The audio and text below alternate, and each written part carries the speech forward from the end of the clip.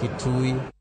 Migao mar pur e kaunti ma Migori kotenore kod riwruok mar jopur dhi nyime kod konyo jopur mondo pim lowo mondo mi ging'e gik ma lowo dwaro ma oting'o mbolea kata kaka onego bed ni gitiyo kode kaachiel gi kothe mamoko mowinjore gi pidhi. Mae biro e kinde ma koth medo chwe e alworano ka kwan mar jopur ywak ni keyo margi dok chien. Jafwambo marwa e kaunti ma Migori George Juma nigi ler mathoth.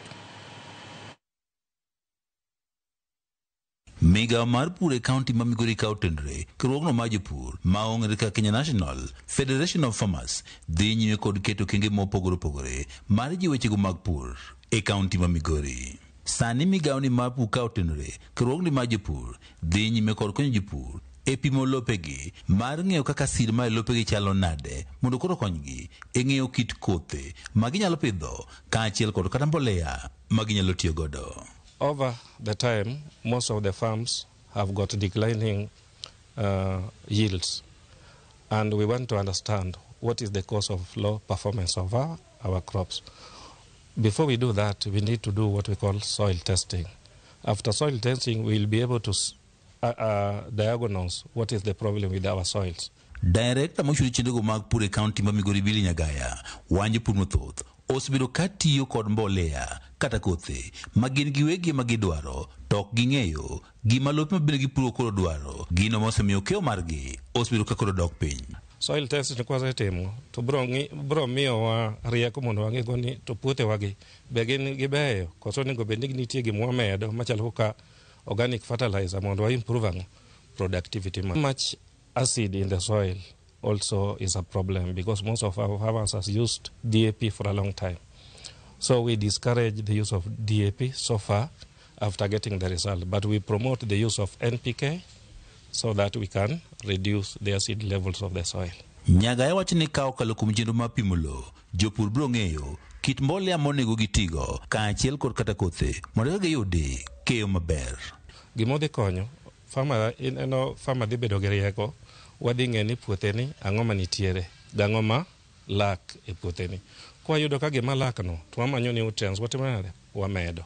Kwayudo ka gi exceed nitiere koko watimo nade koko watimo gima iluongo ni soil amendment. Ma dhi konyo gi mondo giyud yuto maber e kodhi ma gitimo nade ma gipidho. Farmers biro chulo $500 mano kitimo ne basic soil testing, to madwaro mondo tim pathogenital test wabiro tiyo gi $1,000. Jakomoro kuma jopur e kaunti ma Migori riwruogno mar Kenya National Federation of Farmers Peter Chacha wacho jopur mathoth osebedo kod pek mar pimo lowo nikech nengo mamalo mar pimo lowo kaachiel kod kata nok mar jolony.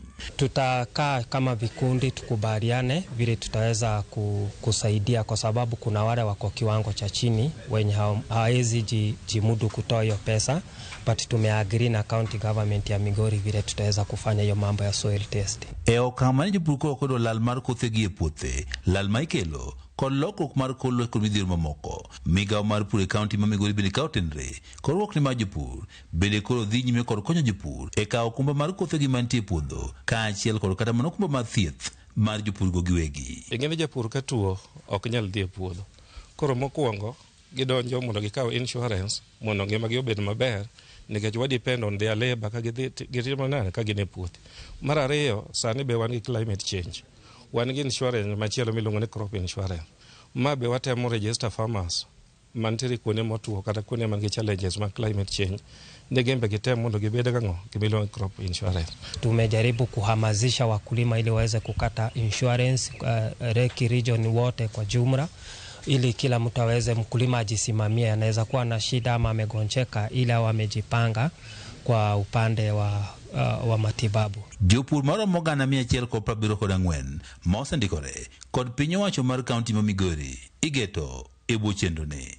George Juma, Ramogi TV, Migori.